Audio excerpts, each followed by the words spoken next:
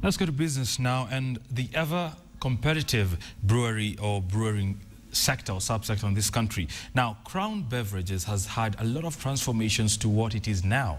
My colleague Michael Koranja sat with the CEO of Crown Beverages on what exactly they think about the Kenyan market.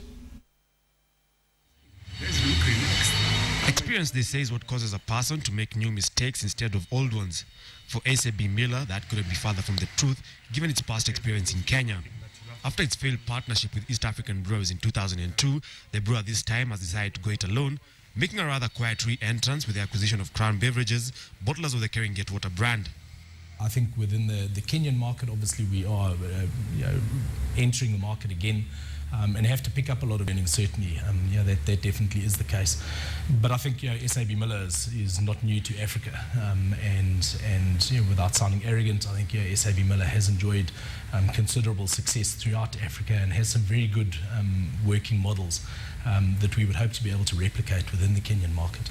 SAB Miller has since launched several beer brands in Kenya, unsettling a market that is dominated by its partner turned rival EABL. The range of beers the brewer has introduced includes Castle Lager, Castle Milk Stout, Reds, Castle Light, US brand Miller Genuine Draft, as well as Italian beer brand Peroni. The company is employing a multi-beverage approach as it seeks to claim a pie of the beer sales in the country.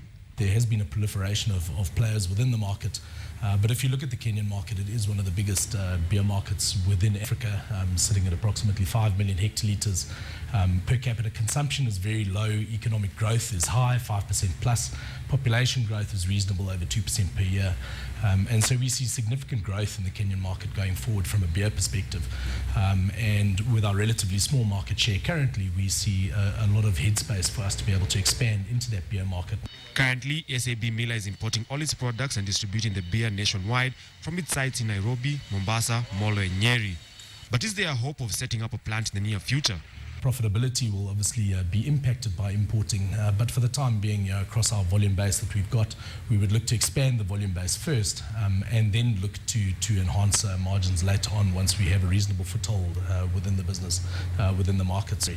And so whether that meant an acquisition of a brewery or whether to build a brewery, that would be a bridge that we would cross much further down the line when we have greater market scale that would justify such an investment.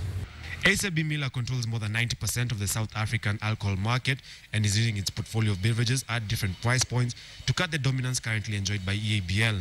The company remains optimistic that the landscape will be different this time around in favor of the brewer.